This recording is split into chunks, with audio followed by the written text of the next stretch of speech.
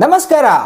ನನ್ನ ಚಾನೆಲ್ನ ಮೊದಲನೇ ವಿಡಿಯೋ ದಕ್ಷಿಣ ಭಾರತದ ರಾಜಕೀಯದ ಬಗ್ಗೆ ಹಾಗೆ ಐಡಿಯಾಲಜೀಸ್ ಹೇಗೆ ಕರ್ನಾಟಕ, ಆಂಧ್ರ ಹಾಗೂ ತೆಲಂಗಾಣ ಆರ್ಥಿಕತೆ ಮೇಲೆ ಪ್ರಭಾವ ಬೀರಿದೆ ಅನ್ನೋದನ್ನ ತಿಳ್ಕೊಂಡ್ವಿ.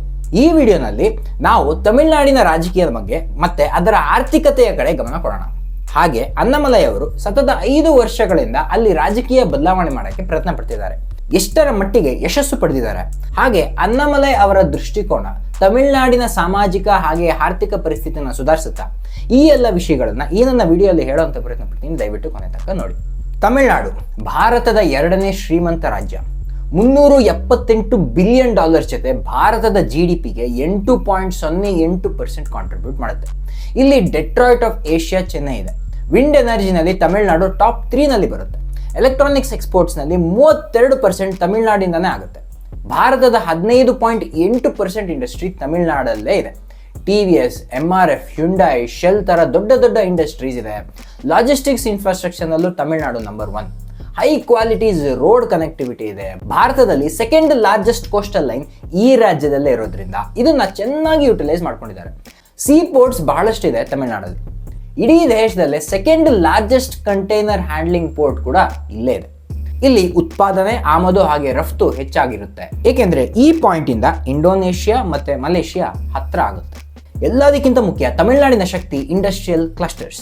ಆ ರಾಜ್ಯದಲ್ಲಿ ಬರೀ ಒಂದು ಸಿಟಿ, ಒಂದು ಏರಿಯಾ ಮೇಲೆ ಫೋಕಸ್ ಮಾಡಿಲ್ಲ, ಬದಲಾಗಿ ಬೇರೆ ಬೇರೆ ಕ್ಲಸ್ಟರ್ಸ್ನ ಸೃಷ್ಟಿ ಮಾಡಿ ಇನ್ವೆಸ್ಟ್ಮೆಂಟ್ನ ಡೈವರ್ಸಿಫೈ ಮಾಡಿದ್ದಾರೆ. ಒಂದೊಂದು ಏರಿಯಾಗೂ ಅದರದೇ ಆದ ಇಂಪಾರ್ಟೆನ್ಸ್ ಇದೆ.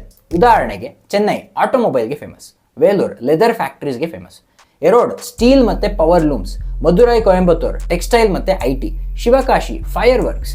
ನೀವು ಟೆಕ್ಸ್ಟೈಲ್ ತಗೊಂಡ್ರೆ 50% ಸ್ಪಿನ್ನಿಂಗ್ ಮಿಲ್ ತಮಿಳುನಾಡಲ್ಲೇ ಇದೆ. EV 2 ವೀಲರ್ಸ್ ಪ್ರೊಡಕ್ಷನ್ ಇಡೀ ಭಾರತದಲ್ಲಿ 70% ಇಲ್ಲೇ ಪ್ರೊಡ್ಯೂಸ್ ಆಗುತ್ತೆ. ಸೊ ಎಲ್ಲ ಚೆನ್ನಾಗಿದೆ ಅಲ್ವಾ? ಅಲ್ಲಿನ ಗೌರ್ಮೆಂಟ್ ಅಷ್ಟು ಒಳ್ಳೆ ಕೆಲಸ ಮಾಡ್ತಾ ಇದೆಯಲ್ಲ, ಏನು ಪ್ರಾಬ್ಲಮ್ ಅಂತ ನೀವು ಅನ್ಕೋಬಹುದು. ಪ್ರಾಬ್ಲಮ್ ಇದೆ. ಪ್ರಾಬ್ಲಮ್ ಇರೋದಕ್ಕೆ ಅನ್ನಮಲೈ ಇವಾಗ ಅಷ್ಟು ಫೇಮಸ್ ಆಗ್ತಾ ಇರೋದು. ಅನ್ನಮಲೈ ತಮಿಳುನಾಡು ರಾಜಕೀಯದಲ್ಲಿ ಹೇಗೆ ಫೇಮಸ್ ಆಗ್ತಾ ಇದ್ದಾರೆ? ಇಷ್ಟೊತ್ತು ನಾನು ಪಾಸಿಟಿವ್ಸ್ ಮಾತಾಡಿದೆ. ಈಗ ಏರಿಯಾಸ್ ಆಫ್ ಇಂಪ್ರೂವ್ಮೆಂಟ್ಸ್ ಮೇಲೆ ಫೋಕಸ್ ಮಾಡೋಣ. ಇದರಲ್ಲಿ ಮೊದಲನೇ ಭಾಗ ಸಾಮಾಜಿಕ ರಚನೆ ಬಗ್ಗೆ ಮಾತಾಡೋಣ. ಇದರ ಬಗ್ಗೆ ಮಾತಾಡೋಕ್ಕೂ ಮೊದಲು ತಮಿಳುನಾಡಿನ ರಾಜಕೀಯ ಬೆಳವಣಿಗೆ ಸ್ವಾತಂತ್ರ್ಯದ ನಂತರ ಹೇಗಿತ್ತು ಅಂತ ಹಾಗೆ ಅದರ ಸಾರಾಂಶವನ್ನು ಹೇಳ್ತೀನಿ. ತಮಿಳುನಾಡು ಅಂದ್ರೆ 2 ಮೇಜರ್ ಪಾರ್ಟಿ ತಲೆಗೆ ಬರುತ್ತೆ, DMK ಹಾಗೂ AIADMK.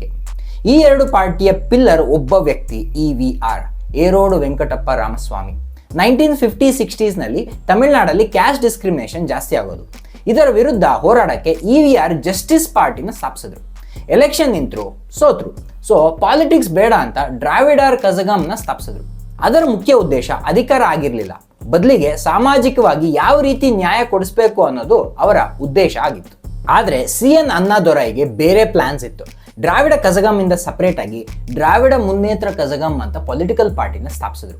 ಇಲ್ಲಿಂದಾನೇ DMK ಪೊಲಿಟಿಕಲ್ ಜರ್ನಿ ಆರಂಭ ಆಗಿದ್ದು. ಇದಕ್ಕೆ ಕರುಣಾನಿಧಿ, ಆಗಿನ ಫೇಮಸ್ MGR ಜಾಯ್ನ್ ಆದ್ರು. ಅಲ್ಲಿ MGR ಮತ್ತೆ ಕರುಣಾನಿಧಿ ಮಧ್ಯೆ ಮನಸ್ತಾಪ ಆಯಿತು. MGR DMK ಇಂದ ಸಪರೇಟ್ ಆಗಿ 1972ರಲ್ಲಿ AIADMK ಪಕ್ಷನ ಸ್ಥಾಪಿಸಿದ್ರು. 1977ರಲ್ಲಿ ಅಧಿಕಾರಕ್ಕೂ ಬಂದ್ರು. ನಂತರ ಈ ಪಕ್ಷನ ಜಯಲಲಿತಾ ಅವರು ಮುಂದುವರಿಸಿದ್ರು. ಸೊ ಆಗ ಜಯಲಲಿತಾ ಮತ್ತೆ ಕರುಣಾನಿಧಿ ಮಧ್ಯೆ ಮೇಜರ್ ಫೈಟ್ ಇತ್ತು. ಇವರ ನಿಧನದ ನಂತರ ಸ್ಟಾಲಿನ್ ಈಗ ಮೇಜರ್ ಪೊಲಿಟಿಕಲ್ ಪರ್ಸನಾಲಿಟಿ ಅಂತಾನೆ ಹೇಳ್ಬೋದು.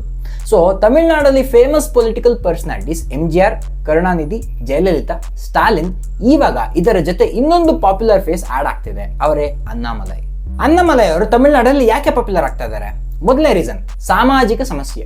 ನೀವು ಈ ವಿಡಿಯೋ ನೋಡಿ. Even speak of Dravidianist ideology without referring to its missionary origins. Absolutely impossible. There are enough documents, there is enough literature, scholarly literature at that, to point to the fact that the origins of the word Dravida in a racial, linguistic and religious sense must be traced to German Lutheran missionaries around 1706. And there is a specific book to this particular effect. I think it's written by Professor Sweetman. I'll even share the details of the book. ಜಯಸಾಯಿ ದೀಪಕ್ರ ಪ್ರಕಾರ ಅಲ್ಲಿನ Brahmin ಕಮ್ಯುನಿಟಿಯನ್ನ ಅಲ್ಲಿನ ಕೆಲ famous scholars literature ಮೂಲಕ ಬೇರೆ community ಜನಕ್ಕೆ Brahmins ಕಡೆಯಿಂದ ಜಾತಿ ನಿಂದನೆ ಆಗ್ತಾ ಇದೆ ಅಂತ ದ್ವೇಷ ಹಬ್ಸ್ತಿದ್ದಾರೆ ಅಂತ ಅವರ ವಾದ. ಈ ದ್ರಾವಿಡಿಯನ್ ಐಡಿಯಾಲಜೀಸ್ ಕೂಡ ಅಷ್ಟೇ ತುಂಬಾ ಸೆನ್ಸಿಟಿವ್ ಟಾಪಿಕ್. ಇದರಿಂದ ಅಲ್ಲಿನ ಮೈನಾರಿಟೀಸ್ ಅಂದ್ರೆ ಬ್ರಾಹ್ಮಿನ್ ಕಮ್ಯುನಿಟಿ ಅಂತಾನೆ ಹೇಳ್ಬೋದು, ಅವರಿಗೆ ತುಂಬಾ ನೆಗೆಟಿವ್ ಆಗಿ ಎಫೆಕ್ಟ್ ಆಗ್ತಿದೆ ಅಂತ ಒಂದು ಪಾಡ್ಕಾಸ್ಟ್ ನಲ್ಲಿ ಜಯಸಾಯಿ ದೀಪಕ್ ಅವರು ಹೇಳ್ಕೊಂಡಿದ್ದಾರೆ. ಈ ರೀತಿ ವಿಷಯಗಳು ಹೊರಕ್ಕೆ ಬರೋಕ್ಕೆ ಆರಂಭ ಆಗಿದೆ.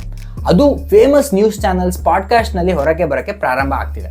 ಇದರ ಜೊತೆ ಅಲ್ಲಿನ ಕೆಲ ಪಾಲಿಟಿಷಿಯನ್ಸ್ ಸನಾತನ ಧರ್ಮವನ್ನು ನಿಲ್ಲಿಸೋದು, ಹಾಗೆ ಒಂದು ಕಮ್ಯುನಿಟಿನ ಟಾರ್ಗೆಟ್ ಮಾಡೋದು ಆಗ್ತಿದೆ.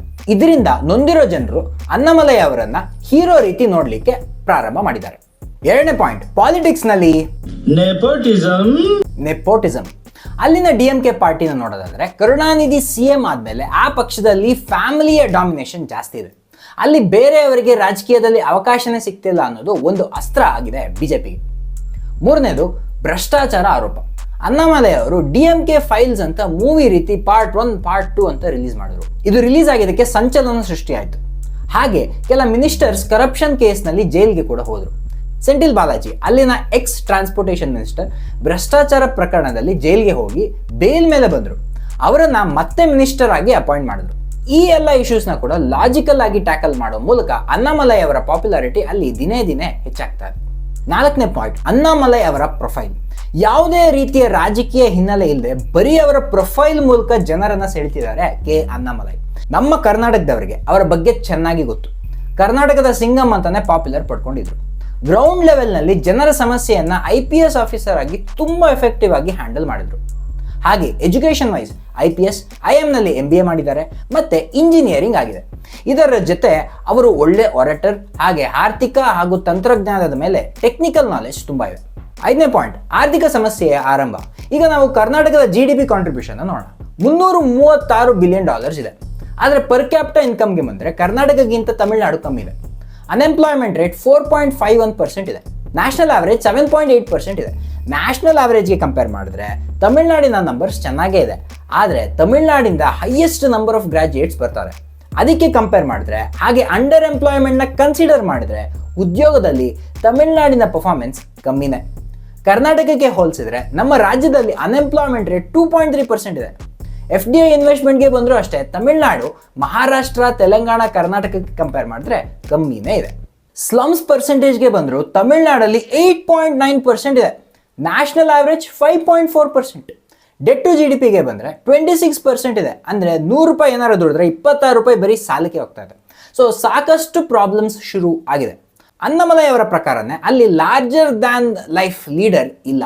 ಮತ್ತೆ DMKಗೆ ಒಂದು ಸ್ಟ್ರಾಂಗ್ ಅಪೋಸಿಷನ್ ಅವಶ್ಯಕತೆ ಇದೆ. AIADMKಯ ಪಾಪ್ಯುಲಾರಿಟಿ ಜಯಲಲಿತಾ ನಿಧನದ ನಂತರ ಕಡಿಮೆ ಆಗ್ತದೆ. ಬಿಜೆಪಿ AIADMKನ ರಿಪ್ಲೇಸ್ ಮಾಡ್ಬೋದಾ? ಹಾಗೆ ಒಂದು ವೇಳೆ ಅಣ್ಣಾಮಲೈ ಬಂದರೆ ತಮಿಳುನಾಡಲ್ಲಿ ಪಾಸಿಟಿವ್ ಬೆಳವಣಿಗೆ ಆಗ್ಬೋದಾ? ಕಾಮೆಂಟ್ ಸೆಕ್ಷನಲ್ಲಿ ಹಾಕಿ. ಹಾಗೆ ನನ್ನ ವಿಡಿಯೋ ಇಷ್ಟ ಆಗಿದ್ರೆ ಲೈಕ್ ಮಾಡಿ, ಶೇರ್ ಮಾಡಿ, ಸಬ್ಸ್ಕ್ರೈಬ್ ಮಾಡಿ. ಮುಂದಿನ ಸಲ ಮುಂದಿನ ವಿಡಿಯೋಲಿ ಸಿಗೋಣ. ಅಲ್ಲಿ ತನಕ ta-ta, take care, bye, see you.